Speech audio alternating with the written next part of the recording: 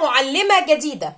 ده كورس هنبتدي مع بعض. لكل حد بعت لي قبل كده انا عايزة ادي دروس، انا هشتغل في حضانة، عايزة اعرف اعمل ايه، انا عايزة اعتمد على نفسي في تأسيس ابني لظروفي، مش عايزة اودي دروس، مش قادرة اودي دروس، ما ينفعش اودي دروس.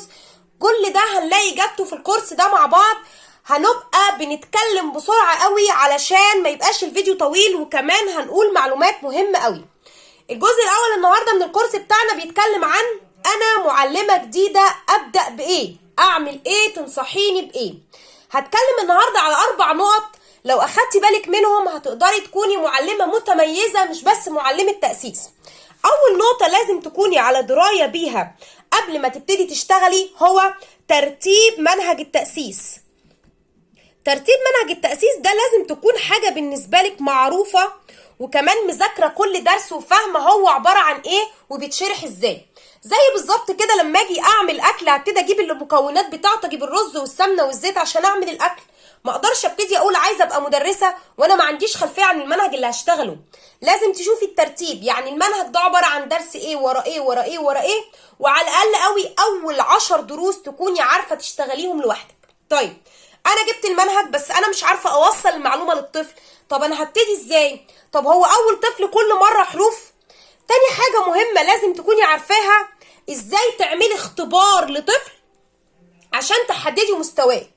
انا دلوقتي اشتغلت في حضانه، الحضانه دي موجود فيها بعتذر الفصل فيه 20 طفل. هل ال20 طفل اللي موجودين كلهم هبتدي معاهم الف؟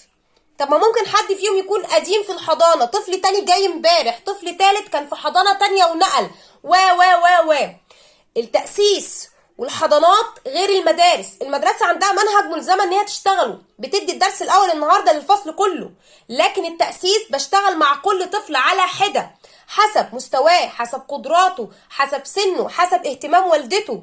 ممكن طفل يكون قدراته ضعيفة وهما الاتنين زي بعض في السن، بس ده ما شاء الله فين وده فين، لان خلاص قدرته كده، ده والدته مهتمة وده للأسف والدته عندها ظرف ما مش متابعة.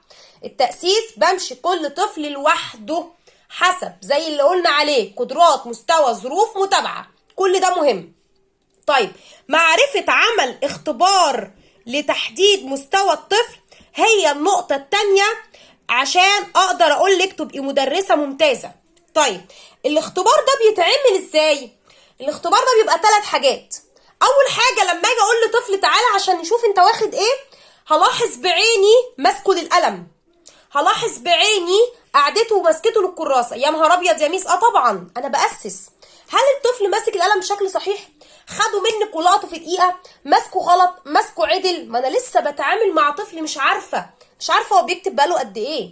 هتبصي في كراسته القديمه اللي جايلك بيها، وكمان هتلاحظي كل الملاحظات اللي بقولك عليها. بنعمل حاجه اسمها املاء غير مرتبه، مش بالترتيب. انا لقيت الكشكول ابيض ما اعرفش خد ايه قبل كده مع مين. ببتدي اول حرف الالف، طب اكتبه، الاحظ طريقه الكتابه، كاتب الحرف على السطر بشكل صحيح، كاتبه معوج وبايظ، كاتبه صح بس مش بالنظام اللي احنا واخدين عليه، يعني كاتبه كده ولا كده ولا كده. شايفه ال3 طرق؟ ده غلط للتأسيس، ده صح وده غلط، بس ال3 كألف لطفل صح. بس انا بكلمك كمدرسة عايزة تأسس نفسها صح وتبقى مدرسة متميزة. بلاحظ طريقة كتابته، بمليه حروف بشكل ترتيب وبدون ترتيب، بشوف هو واقف فين. لا ده خلص الحروف، ده مستواه عالي قوي، خشي على الدرس اللي بعده، ما انت مذاكرة ترتيب تأسيس. عشان كده مش هتحتاسي لو لقيت الطفل مخلص الحروف. طب اعمل ايه؟ بياخدوا ايه بعد كده؟ زي ما قلتلك دي رقم 1. انا عارفه ان بعد الحروف حركات قصيره، حركه الفتح، لقيتيه ممتاز في الحروف مش هتمليه 28 حرف. عندك عنصر الوقت، انت مش رايحه حضانه تشتغلي مع طفل لوحده.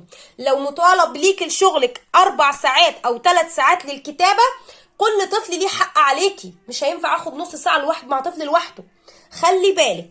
يبقى انا عرفت ان هو من الالف للياء مليته 5 6 حروف من اول الحروف ونصها واخرها. طيب قلت له حاجه تانية، اكتب لي كلمه فتح، كتب، تبع. اول ما بلاقيه وقف عند حته معينه بعرف ان هو كده، وارجع كمان بشويه تفاصيل لورا اتاكد ان اللي ورا ده تمام. يبقى انا كده عملت ايه؟ اختبار تحديد مستوى للطفل. بملي املا غير مرتبه وبلاحظ طريقة الكتابة وطريقة مسك القلم. طب خلاص كده عملت الاختبار هشتغل؟ لا طبعا. الاختبار اول حاجة فيه الاملاء، تاني حاجة فيه هي تدريبات.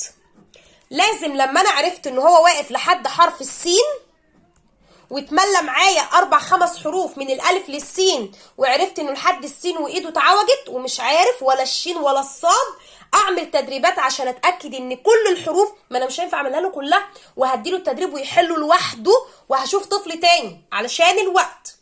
اتاكد بالتدريب ان انا الاربع حروف اللي مليتهم له هو اصلا حافظ 12 حرف، هخلي التدريب يشمل ال 12 حرف يكتبهم هو مع نفسه عشان اتاكد ان هو كده واصل لحد السين فعلا ومفيش حاجه واقعه ورا. لا ده انا لقيته مكسر وحاجات وحاجات لا، هو كتب لحد السين بس كتب 4-5 حروف متفرقه. يبقى التدريب تاني حاجه اكدت لي على المشكله اللي في الاملاء او اكدت لي ان الاملاء تمام. يبقى تاني حاجه التدريب. طيب انا عملت معرفه الاختبار وحددت مستوى كل طفل وعندي ترتيب منهج التاسيس، عارفه هعمل ايه مع كل واحد واقف فين. في نقطه ثالثه مهمه قوي، هي علاقه المدرسه بالطفل.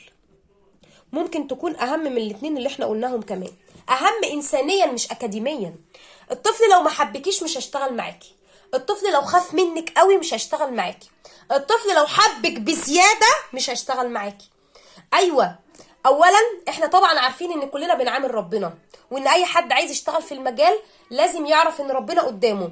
مش لازم يكون كاميرا في الفصل عشان تتاكدي ان مديرك شايفك، او فكره ان الحضانه دي اونلاين والام شايفاني. انا كده كده بعامل ربنا في درس، في حضانه، في مدرسه، كده كده بتتعاملي مع الطفل، لا انت بتتعاملي مع ربنا. فما ينفعش الشده الزايده، الدلع الزايد، الخوف الزايد، كل حاجه وسط حلوه. طب هعمل ايه؟ شجعي طفلك، شجعيه بنجمه، شجعيه بستيكر، شجعيه ببرافو جيف مي 5، شجعيه بانبهار لما يعمل الحاجه الصح. ايوه انبهري وابتسمي واضحكي معاه وابسطيه، كل ده مهم عشان الطفل يحبك ويبقى عنده ثقه في نفسه ويتبسط لما يعمل صح. شجعيه ب10/10. اعملي مسابقات بين الاطفال لما يكون مستواهم قد بعض، ما تجيبيش واحد شاطر مع واحد مستواه ضعيف تأذي الضعيف غصب عنك. حاجات كتير قوي تقدري تحفزي بيها الطفل انه يكون اشطر ويحبك من غير ما يتدلع عليكي لو حبك قوي، ومن غير ما يخاف منك فيبقى مش مركز ومتوتر. النقطة دي هنكملها في الجزء الثاني لان هي اهم حاجة في كورس انا معلمة جديدة.